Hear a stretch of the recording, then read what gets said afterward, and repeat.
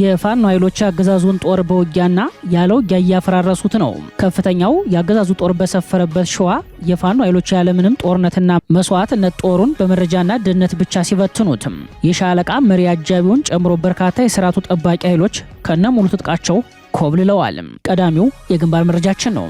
የአገዛዙ የዘር ማጥፋት ገጽታ የመጨረሻው የክደት ደረጃ ላይ ደርሷል። የአማራ ተወላጆችን ገሎ ከመካድ ትይዩ የሟች ቤተሰቦችን እያስጨነቀ ነው። በቅርቡ በጉራጌ ዞን አበሽጌ ወረዳ የተገደሉ 3 ንጹሃን የአማራ ወጣቶች ቤተሰቦችን ግድያውን አስተባብሉ የሚል ጫና እያደረሰባቸው መሆኑ ተሰምቷል። በዝርዝር ይደመጣል። ኦህዴድ ብልጽግና በአዲስ አበባ ጉዳይ ተመካካሪዎችን በግድ ለማስፈረም ከፍተኛ ኃይል መጠቀሙ ሲሰማ በርካታ ተሳታፊዎች በቃለ ጉባኤው ላይ አንፈርምም በሚል ባቋማቸው ጸንተዋል። በሌላ በኩል ዓለም አቀፉ ሚዲያ ምክክሩ ፍጹም አደጋ ውስጥ እንደገባ የሚያመላክት ዘግቧል። ሌላኛው መረጃችን ነው። የህወሓት ወታደራዊ አዛዦች አስቸኳይ ወታደራዊ ስብሰባ አካሄዱ። በስብሰባው ላይ የግምገማ ሪፖርት ከቀረበ በኋላ ለቀጣይ ጦርነት ወታደራዊ ክለሳ በማድረግ ስምሪትና ትዕዛዝ ሲሰጥ፣ በሌላ በኩል የህወሓት አርሚ 70 እና የሱዳን ጦር ታጣቂዎች ከበባ ውስጥ መግባታቸው ተሰምቷል። የቀይ ባህር ውጥረት ጨምሯል። የኢራን ስትራቴጂካዊ የጦር አጋር የሆኑት የየመን ሁቲ አማጺ ኃይሎች የቀይ ባህር የደህንነት አደጋ ሆነው ቀጥለዋል። አማጺዎቹ በግብጽ የጭነት መርከብ ላይ ጥቃት መሰንዘራቸው ተሰምቷል። ለሰዓቱ የመረጥንላችሁ ቀጠናዊ ዜና ትንታኔያችን ነው። ሰላም ጤና ይስጥልን ውድ የጣና ቲቪ ተከታታይ ቤተሰቦቻችን፣ አብራችሁን ስትቆዩ እነዚህንና ሌሎች ዝርዝር መረጃዎችን ታደምጣላችሁ። አክብሮታዊ ግብዣችንን በማስቀደም ወደ ሰዓቱ ዜናና መረጃዎቻችን እናመራለን። ኢትዮጵያ መከላከያ የሌላት ሀገር ሆናለች ተባለም። የወታደራዊ ጉዳይ ተንታኞች ቀደም ሲል የኢትዮጵያ መከላከያ ሰራዊት ይባል የነበረው ተቋም ዛሬ ከፍ ሲል የኦህዴድ ብልጽግና ወታደራዊ ክንፍ፣ ዝቅ ሲል የአብይ አህመድ የግል ዙፋን ጠባቂ ሆኗል ሲሉ የሰራዊቱን ወገንተኝነት ገልጸውታል። ወገንተኝነት በህወሓት ኢህአዴግ ጊዜም ነበር የሚሉት ተንታኞችም የብልጽግናውን ዘመን በአውዳሚ ጦርነት ራሱን የሚበላ ሰራዊት መሆኑን ያስረዳሉ። አንድ ወታደራዊ መኮንን በበኩላቸው ወታደራዊ ክሽፈቱን ሲያስረዱ ኢትዮጵያ ዛሬ ከውጭ ወረራ የሚከላከላት መከላከያ የሌላት ሀገር ሆናለች ብለዋል። አብይ አህመድና የዙፋናቸው ጠባቂ የሆኑ ጄኔራሎቻቸው በየሚዲያው እየወጡ የሚቀጥፉት ቅጥፈት ኢትዮጵያ መከላከያ የሌላት ሀገር የመሆኗን ሀቅ አይቀይረውም የሚሉት የወታደራዊ ጉዳይ ተንታኞችም ሰራዊቱ ከጦርነት ወደ ሌላ ጦርነት በመሸጋገሩ ከፍተኛ መሰላቸት እንዳሳየ ይገልጻሉ። በተለይም ይላሉ ተንታኙ የብልጽግናው ሰራዊት አሁን ከአማራ ህዝብ ጋር የገባበትን ጦርነት እንደማያምንበት፣ ለዚህም በኩብለላ ና እጅ በመስጠት ራሱን ለማዳን የሚያደርገውን የሰራዊቱን ሩጫ ማሳያ አድርገው ያቀርቡታል። በሌላ በኩል በሰራዊቱ አመራሮች መካከል ከፍተኛ የሆነ የዝርፊያና ማህበራዊ ብልግና ፉክክር እንጂ የወታደራዊ ሳይንስ ጥበብ ፉክክር የላቸውም የሚሉት የወታደራዊ ጉዳይ ተንታኞችም ሀገራዊ ራዕይ መጥፋቱን ያስረዳሉ። የብልጽግና ሰራዊት የድል ውጊያ የሚመራ አንጎል የለውም የሚሉት ተንታኝ የሰራዊቱ ግዳጅ የመፈጸም አቅም ከጊዜ ወደ ጊዜ እየተዳከመ መምጣቱን ይገልጻሉ። ብልጽግና በሚዲያ ፕሮፓጋንዳው እየተገነባ ነው የሚልለት ሰራዊቱ በውስጡ የዘር ፖለቲካ ገብቶ አንድነቱን አጥቶ እየተናደ እንደሚገኝ የሚያስረዱት ተንታኞች አሁናዊ ሁኔታዎችን ሲያስረዱ 4 ነጥቦችን ያነሳሉ። አንደኛ፣ ከሰራዊቱ እየከዳ የሚኮበልለው ቁጥሩ እጅግ ጨምሯል። ሁለተኛ፣ ሰራዊቱ የሚዋጋለት ዓላማ የለውም፣ በከፍተኛ ሁኔታ ተሰላችቷል። ሶስተኛ፣ ከህዝብ ተነጥሏል። አራተኛ፣ እግረኛ ተዋጊውን ለመደገፍ ኮማንዶ፣ ሪፐብሊካን ጋርድ፣ የባህር ኃይል ወደ ውጊያ ያልተጣደ ኃይል እንደሌለ በማንሳትም በዚህ ሁሉ ወታደራዊ ስምሪት ውስጥ ግን ጠብ ያለ ውጤት እንደሌለ ያስረዳሉ። እንደ ወታደራዊ ጉዳይ ተንታኞች ድምዳሜ ይህ የአንድ ፓርቲና ግለሰብ ወንበር ጠባቂ የሆነ ሰራዊትም በሀገር ውስጥ ውጊያ ተጠምዶ ወሳኝ አቅሞቹን በማጣቱ ኢትዮጵያን መከላከያ የሌላት ሀገር አድርጓታል ይላሉ። ይህ በእንዲህ እንዳለ የፋኖ ኃይሎች ያገዛዙን ጦር በውጊያ እና ያለ ውጊያ እያፈረሱት መሆኑን ከግንባር የደረሰ መረጃ ያሳያል። በከፍተኛው ያገዛዙ ጦር በሰፈረበት ሸዋ የፋኖ ኃይሎች ያለምንም ጦርነትና መስዋዕትነት ጦሩን በመረጃና ደህንነት ብቻ ሲበትኑት የሻለቃ መሪ አጃቢውን ጨምሮ በርካታ የስርዓቱ ጠባቂ ኃይሎች ከነሙሉ ትጥቃቸው ኮብልለዋል። አድማጭ ተመልካቾቻችን ከዚሁ መረጃ ጋር በተያያዘ የግንባር ዘጋቢያችን ተጨማሪ መረጃዎች እንደሚከተለው ያደርሰናል። ሰላም ጤና ይስጥልን አድማጭ ተመልካቾቻችን፣ የዛሬው የሰዓቱ የግንባር መረጃችን በአገዛዙ ሰራዊት ፍልሰት ላይ ያተኮረ ይሆናል። ገና ውጥረት በነገሰበት አፋብን ህዝባዊ ውይይቶችን በማድረግ ላይ በተጠመደበትና የፋኖ ኃይሎች ከዘወትር የደፈጣ ጥቃት በተጨማሪም አልፎ አልፎ ብቻ መደበኛ ውጊያ በሚያደርጉበትና ሰፊ ዝግጅት እያደረጉ ባለበት ሁኔታ ገና መደበኛ የግንባር ውጊያ ሳይጀመር ያገዛዙ ጦር በከፍተኛ ደረጃ እየፈረሰ ይገኛል። ክረምቱ ከገባ ጀምሮ ሰፊ ቁጥር ያለው ያገዛዙ ጥምር ጦር ወደ ፋኖ ከመቀላቀልም አልፎ በየአቅጣጫው እየባከነ እየጠፋ ይገኛል። በተለይም በርካታ የፖሊስ አባላቶች ስደትን መርጠዋል። በርካታ የሚኒሻና የአድማ ብተና አባላት ደግሞ በየዕለቱ ፋኖን እየተቀላቀሉ ሲሆን ቀላል የማይባሉ የመከላከያ አባላት በአመራር ደረጃ ያሉትን ጨምሮ አገዛዙ እየከዱ ፋኖን ተቀላቅለዋል። ከማህበረሰቡ ከያቅጣጫው በሚደርሰን የውስጥ መረጃ መሰረት በየወቅቱ መሳሪያውን እየሸጠ ልብሱን እየቀየረ ጦርነት በቃም ብሎ ወደ ቤተሰቡ የሚኮበልለውም ቁጥሩ ቀላል አይደለም። በለስ ያልቀናቸው ደግሞ መንገድ ላይ ድጋሚ በአገዛዙ እጅ የገቡ የጭካኔ በትር አርፎባቸዋል። በኮምቦልቻ ጊዜያዊ ማረፊያ የውስጥ ምንጮቻችን ባደረሱ መረጃ መሰረት ኮምቦልቻ ካምፕ ውስጥ ብቻ ገና ለገና ሊከዱ ነው በማለት ከ420 በላይ ያገዛዙ ሰራዊት ወታደራዊ ስልት አልፎባቸው በጠባብ አዳራሽ ታፍነው ውለው እንደሚያድሩ የደረሰ መረጃ ያመላክታል። በየቀጠናውም እንደዚሁ ገና በጥርጣሬ የታሰሩ በተለይም የአማራ ተወላጅ የሆኑ የመከላከያ አባላት በእስሩ ተቋዳሽ ሆነዋል። ይህ በእንዲህ እንዳለ የስርዓቱ ሰራዊት ያለ ውጊያ መበተኑን ቀጥሎባታል ሲልም የአፋብን ሸዋ ጠቅላይ ግዛት አሳምነው ዕዝ አሳውቋል። የአፋብን ሸዋ ጠቅላይ ግዛት አሳምነው ዕዝ ያለምንም ጦርነት መስዋዕትነት ያገዛዙን ጦር በመረጃና ደህንነት እንዲፈርስ ማድረጉን ሲያሳውቅ የአማራን ሕዝብ ከዘር ማጥፋት ለመታደግ ዋስ የሆነው ዘንድ ድርጅት መስርቶ በአራቱም አቅጣጫ እየተዋደቀ የሚገኘው የአፋብን ሰራዊት ያገዛዙን ኃይል በመቀበል ወደ ፋኖ እንዲቀላቀሉም እያደረገ ይገኛል። በዚህም የአፋብን ሸዋ ጠቅላይ ግዛት አሳምነው ዕዝን በጥቂት ቀናቶች በርካታ የሰራዊቱ ጠባቂ ኃይሎች ከርተው እንዲቀላቀሉ ማድረግ ተችሏል ብሏል።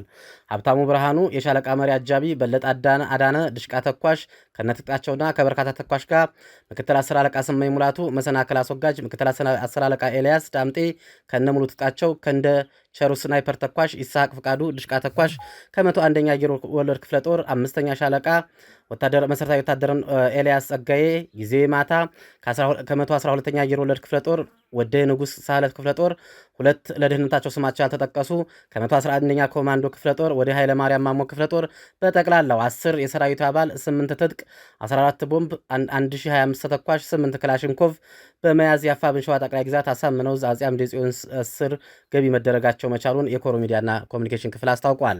በጎጃም ቀጠናም የ117ኛ ክፍለ ጦር ቃኝና መሐንዲስና ሚኒሻ ፋኖን ተቀላቅለዋል። ነሐሴ 7 ቀን ዛሬ 2018 ዓ.ም ጌታቸው ባይሌ ሚኒሻ ከግንደወይን ይርጋማኘው ከ117ኛ ክፍለ ጦር ቃኝና መሐንዲስ 201ኛ ኮር 54ኛና 74ኛ ክፍለ ጦርን ተቀላቅለዋል።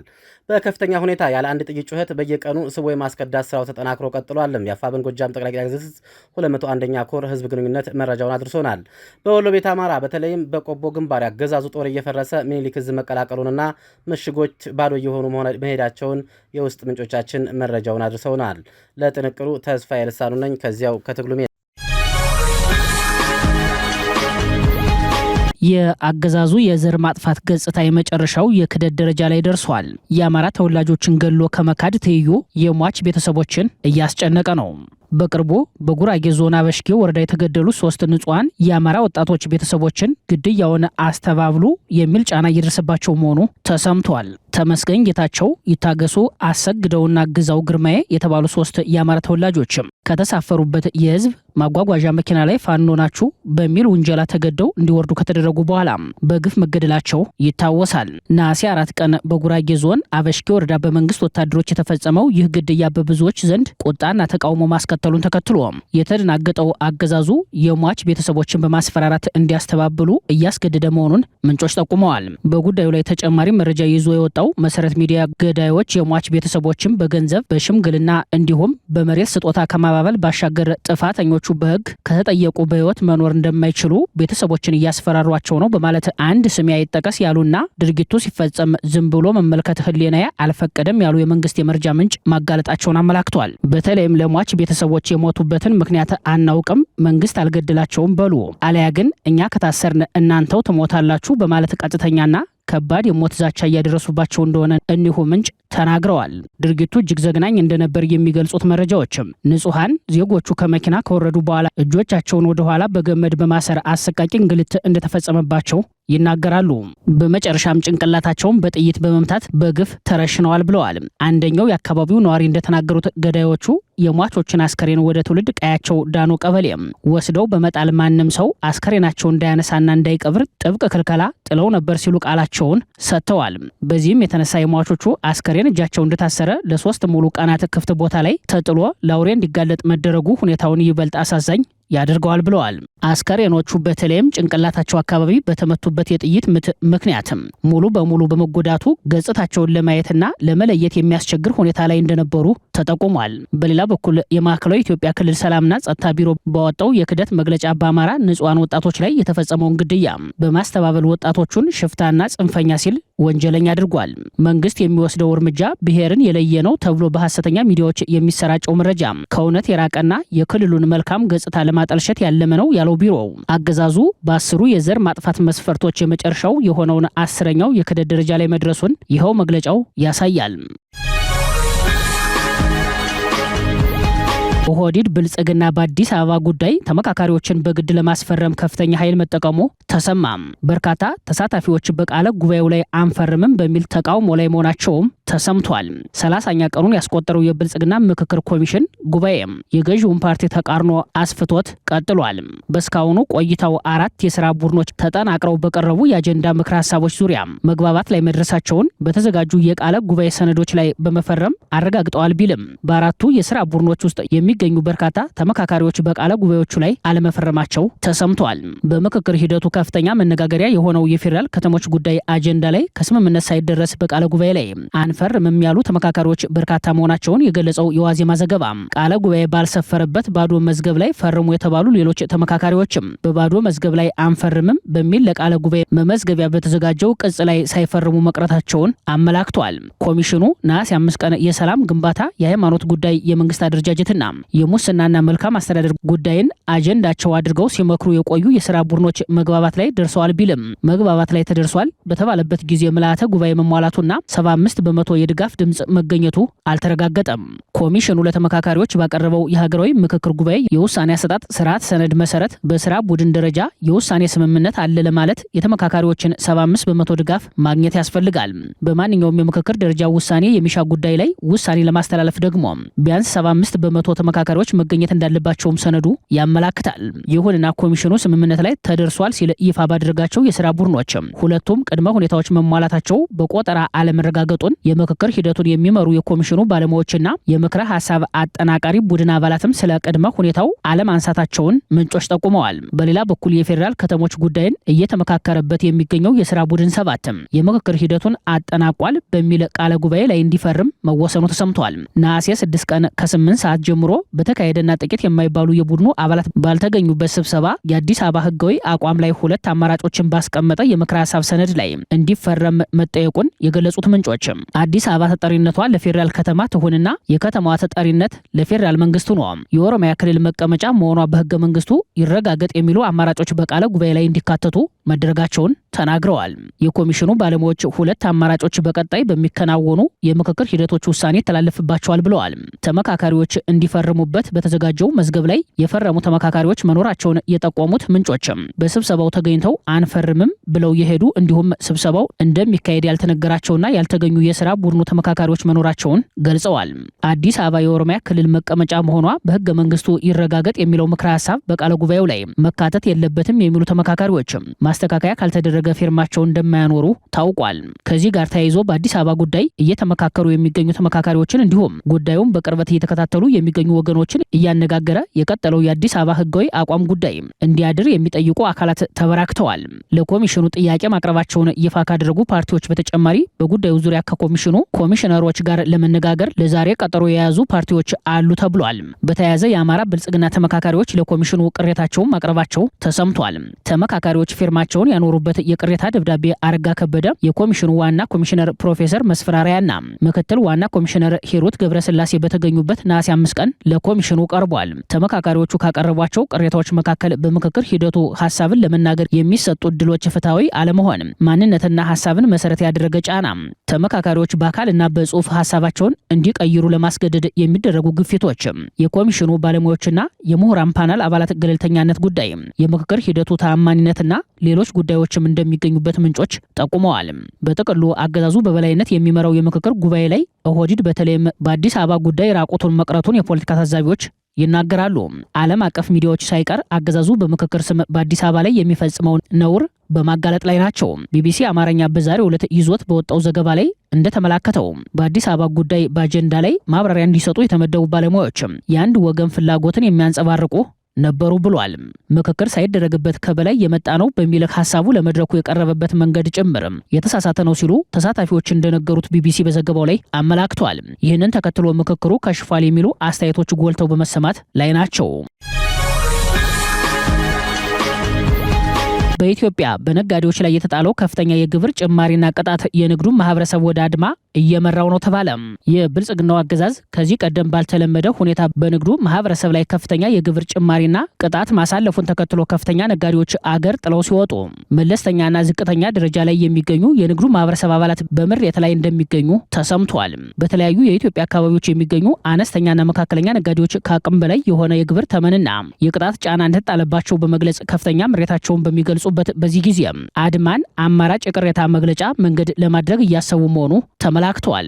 የንግዱ ማህበረሰብ አባላት እንደሚሉት በመንገድ ላይ ሻይና ቡና ከሚሸጡ አነስተኛ የንግድ ስራዎች ጀምሮ በመካከለኛ የእህል ንግድ፣ በሆቴልና በሌሎች መለስተኛ የንግድ ዘርፎች የተሰማሩ ዜጎች ካፒታላቸውን በ3 እና በ4 እጥፍ የሚበልጥ የግብር መጠን እንዲከፍሉ ተገደዋል። በተለይም በጦርነት በሚታመሰው አማራ ክልል የሚገኙ የንግዱ ማህበረሰብ አባላት የተጣለባቸው የግብር ተመን ከአቅም በላይ በመሆኑ ግብሩን መክፈል ባለመቻላቸው ምክንያት የንግድ ድርጅታቸውን ዘግተው ወደ አዲስ አበባ ለመሰደድ መገደዳቸው ተሰምቷል። እንደ ባህር ዳር፣ ደሴ፣ ወልዲያ፣ ጎንደር፣ ደብረታቦር፣ ደብረ ማርቆስ፣ ደብረ ብርሃን ባሉ የክልሉ ከተሞች ነጋዴዎች ያሏቸውን አጠቃላይ ካፒታል በ3 እና በ4 እጥፍ የሚበልጥ ግብር እንዲከፍሉ መጠየቃቸውን ገልጸው አቤቱታ የሚያደምጣቸው አካል በማጣታቸው ወደ አረብ ሀገራት ጭምር የተሰደዱ እንዳሉ ሰምተናል። ባህር ዳር በእህል ንግድ ላይ የተሰማሩና የስራ ካፒታላቸው ከ100 ሺህ ብር የማይበልጥ ነጋዴዎች እስከ 1 ሚሊዮን ብርና ከዛ በላይ የሆነ የግብር ተመን እንደተጣለባቸው አስረድተዋል። በወልዲያ ከተማ በአነስተኛ ንግድ የተሰማሩ ስራ ጀማሪ ወጣቶች ከአቅማቸው በላይ የሆነ ከፍተኛ የገንዘብ መጠን እንዲከፍሉ መጠየቃቸውን ገልጸዋል። በአዲስ አበባ የንግድ ስራ ያቋረጡ ተቋማት እንኳ ሳይቀሩ የኋላ ቀሪ ያለባችሁ በሚል ምክንያት ከፍተኛ የገንዘብ መጠንና የቅጣት ጫና እየተጣለባቸው መሆኑ ተጠቅሷል። ነጋዴዎቹ አክለው እንዳመላከቱት በአማራ ክልል በቀጠለው ጦርነት በመላ አገሪቱ ባለው የጸጥታና የሰላም ችግር ምክንያት የንግድ እንቅስቃሴዎች በከፍተኛ ሁኔታ የተቀዛቀዙ ቢሆንም የግብር ጫናው ከአቅም በላይ ሆኗል ነው ያሉት። ምንም አይነት ስራ ሳይሰራ ጊዜ ሳይሰጥ እንዲህ አይነት ግብር መጠየቁ ተገቢ አለመሆኑና ጉዳዩ በእጅጉ እያሳሰባቸው መሆኑን ገልጸዋል። በሀገሪቱ ያለው የሰላም እጦት በምርት ላይ የሚያደርሰው ተጽዕኖ እንዲሁም የምንዛሬ ማሻቀብ ከውጭ በሚገቡ ምርቶች ላይ የማያባራ የዋጋ ጭማሪ እያስከተለ መሆኑ ብልጽግና በግብር ስም በንግዱ ማህበረሰብ ላይ የሚያሳድረው ጫና ሸማቹን የማህበረሰብ ክፍል ኑሮውን ሲወል እንዳደረገበት የምጣኔ ሀብት ባለሙያዎች ይናገራሉ። የብልጽግናው አገዛዝ በሚከተለው የጦርነት ፖሊሲ የተነሳ ለድህነት ቅነሳ ከሚሰጠው ትኩረት ይልቅ አመዛኙ ወጪው በጸጥታ ጉዳዮች ላይ ያተኮረ ሲሆን የገቢ አቅሙን ለማሳደግ ድሃን ወደ መቃብር ማውረድ፣ ሀብት ያላቸውን ባለሀብቶች ማደሄት ላይ ትኩረት ያደረገ የታክስ ስርዓት በመትከል ላይ እንደሆነ ይታወቃል። በሀገሪቱ ትልቁ የግብርና ምርት አምራች የሆኑት የአማራ አካባቢዎች አራተኛ ክረምቱን ያስቆጠረ ጦርነት በቀጠለበትም የአርሶ አደሩ የምርት አቅም በተዳከመበትና ገበያው ባልተረጋጋበት ሁኔታ በንግዱ ማህበረሰብ ላይ የሚደረገው የግብር ጫናና ቅጣት በእሳት ላይ ቤንዚን እንደማርከፍከፍ ያለ አደጋ ነው የሚሉት የፖለቲካል ኢኮኖሚ አስተያየት ሰጪዎች የንግዱ ማህበረሰብ ተቃውሞውን ለማሳየት ወደ አድማ መሻገር ብቸኛ የትግል ስልቱ እንደሆነ ይጠቁማሉ። ሌሎች አስተያየት ሰጪዎች በበኩላቸው ከአድማ ባሻገር ዘላቂ መፍትሄ የሚሆነው የስርዓት ለውጥ በመሆኑ የንግዱ ማህበረሰብ የትግሉ ዋና አካል መሆን ይጠበቅበታል የሚል ምክረ ሀሳባቸው ጎልቶ በመሰማት ላይ ነው። የህወሓት ወታደራዊ አዛዦች አስቸኳይ ወታደራዊ ስብሰባ አካሄዱ። በስብሰባው ላይ የግምገማ ሪፖርት ከቀረበ በኋላ ለቀጣይ ጦርነት ወታደራዊ ክለሳ በማድረግ ስምሪትና ትዕዛዝ ሲሰጥ፣ በሌላ በኩል የህወሓት አርሚ 70ና የሱዳን ታጣቂዎች ከበባ ውስጥ መግባታቸው ተሰምተዋል። የህወሓት ወታደራዊ አዛዦች ባላማጣ ከተማ መዓዛ ሆቴል ወታደራዊ ስብሰባ ማካሄዳቸው ምንጮች ነግረውናል።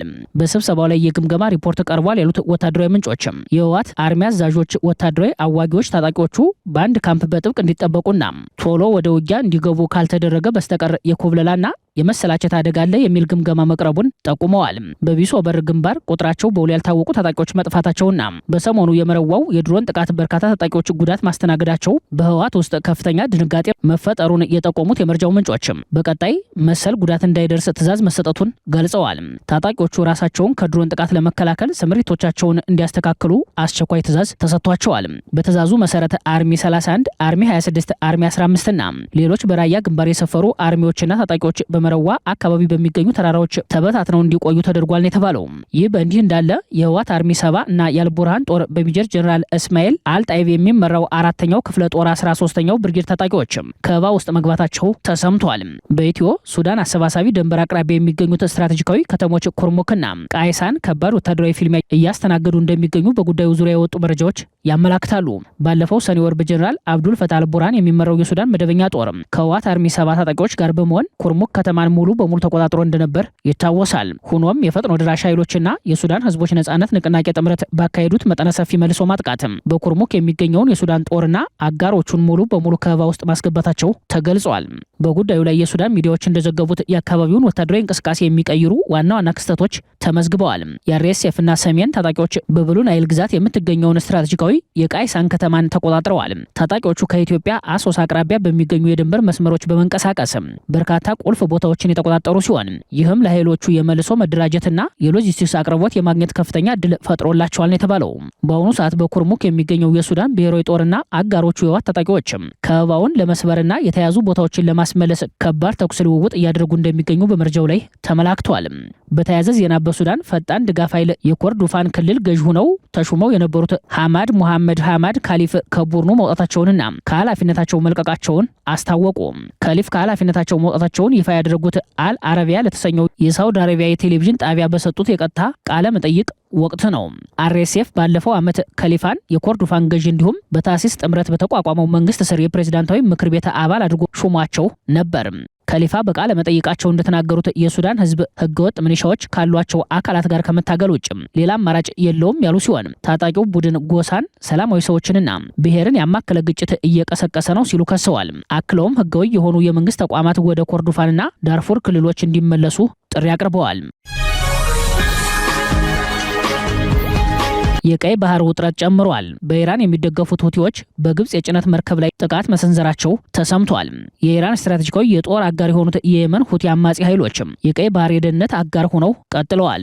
የሳውዲ መርከቦች በቀይ ባህር በኩል ማለፍ አይችሉም የሚል ክልከላ የጣሉት ሁቲዎች አሁን ደግሞ የሳውዲ የቀይ ባህር ደህንነት ጥምረት አካል በሆነችው ግብጽ መርከብ ላይ ጥቃት መሰንዘራቸው ተሰምቷል። የቀጠናው የዜና ምንጮች እንደሚሉት በግብጽ የጭነት መርከብ ላይ ሁቲዎች በባቤል መንደብ በፈጸሙት አዲስ ጥቃት 6 ሰዎች ሲገደሉ ሌሎች 10 የሚሆኑ የመርከብ ሰራተኞች ቆስለዋል።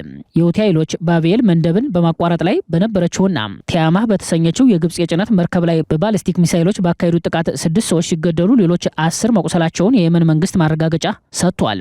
ማክሰኞ ነሐሴ 5 ቀን 2018 ዓ.ም በታንዛኒያን የተመዘገበችው መርከብ በ3 ሚሳይሎች ተመታለች። በጥቃቱ 3 ፓኪስታናውያንና አንድ ኢንዶኔዥያዊ በአጠቃላይ 4 ሰዎች መገደላቸው ተገልጿል። ጥቃቱ ከፍተኛ የእሳት አደጋ ማስከተሉም ተዘግቧል። በታጣቂዎቹ የተወነጨፈው ሁለተኛው ሚሳይል የነፍስ አድን ስራ እየተከናወነ በነበረበት ወቅት መሆኑና በጥቃቱም የ2 ሰዎች ህይወት ማለፉን ተገልጿል። የየመን የትራንስፖርት ሚኒስቴር እንደገለጸው መርከቧ የምግብ ቁሳቁሶችን ጭና በመቅዘፍ ላይ የነበረች ሲሆን ሁቲዎች በበኩላቸው መርከቧ የሳውዲ ወታደራዊ ቁሳቁሶችን ጭና ነበር ሲሉ ለጥቃቱ ኃላፊነቱን ወስደዋል። እንደ አልጀዚራ ዘገባ ይህ ጥቃት የካቲት ወር መጨረሻ ላይ በአሜሪካ እስራኤልና በኢራን መካከል ጦርነት ከተቀሰቀሰ ወዲህ በሁቲዎች የንግድ መርከቦች ላይ በተፈጸሙ ጥቃቶች የሰዎች ህይወት ሲያልፍ ለመጀመሪያ ጊዜ ነው።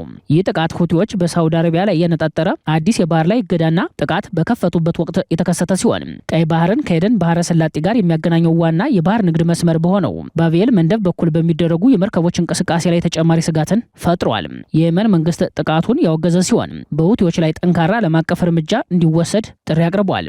ሳውዲ አረቢያ የቀይ ባህር የባህር ላይ ጉዞ ደህንነትን ለማረጋገጥ በእሷ አስተባባሪነት 8 ሀገራት የሚሳተፉበት ጥምረት መመስረቷ ይታወሳል። በቀይ ባህርና በኤደን ባህረ ሰላጤ የሚገኙት ሀገራት የመሰረቱት ጥምረት የባህር ላይ የደህንነት ጉዳዮች ላይ የሚያተኩር ሲሆን ከእነዚህ 8 ሀገራት መካከል 5ቱ ሀገራት ግብጽ፣ ሱዳን፣ ጅቡቲ፣ ኤርትራና ሶማሊያ ናቸው። የታቀደው ህብረት ሳውዲ አረቢያን፣ ዮርዳኖስን፣ የመንንና 5ቱን የአፍሪካ ሀገራት ያካተተ መሆኑን መዘገባችን ይታወሳል። ጥምረቱ ዓላማው በቀይ ባህር ላይ በሚዋሰኑ ሀገራት መካከል ያለውን ቅንጅት ማጠናከርና ዓለም አቀፍ የባህር ላይ መስመሮችን፣ የንግድና የኃይል ማጓጓዣ መንገዶችን እንዲሁም የጋራ የባህር ላይ ጥቅሞችን መጠበቅ እንደሆነ ሰሞነኛ ዘገባዎች ያመላክታሉ። ጥምረቱ የተመሰረተው በቀጠናው ውጥረቶችና በንግድ መርከቦች ላይ የሚደርሱ መስተጓጎሎች እየጨመሩ በመጡበት ወቅት ላይ ቢሆንም በኢራን የሚደገፉት የሁቲ ታጣቂዎች ለሳውዲ አረቢያ ብሔራዊ ደህንነት ለቀጠናውም ስጋት ሆነው እንደቀጠሉ ነው። ባለፉት ጥቂት ሳምንታት በየመን በኢራን ከሚደገፈው የሁቲ ታጣቂዎች የሚሰነዘሩ ጥቃቶች እና የመካከለኛው ምስራቅ ቀጠናዊ ግጭቶች በንግድ መርከቦች ላይ መስተጓጎል ፈጥረው የቀይ ባህርንና የባቤል መንደብን ስትራቴጂካዊ አስፈላጊነት በከፍተኛ ሁኔታ ስጋት ላይ እንደጣሉት ሲዘገብ ነበር። ክቡራትና ክቡራን ቤተሰቦቻችን ለሰዓቱ የተሰናዱት መረጃዎቻችን የተከታተላችኋቸውን ይመስሉ ነበር። አብራችሁን ስለቆያችሁ ልባዊ ምስጋናችን ይድረሳችሁ እያልን የጣና ቲቪ ወቅታዊ ዜናዎች፣ ትንታኔዎችና ልዩ ልዩ ፕሮግራሞች እንደርሷችሁ ቻናላችን ሰብስክራይብ በማድረግ ቤተሰብ ይሁኑ። በተሳትፎ ሚዲያውን እንዲያጠናክሩ ጥሪያችንን እናቀርባለን። ጣና ቲቪ ከሀቅ ጋር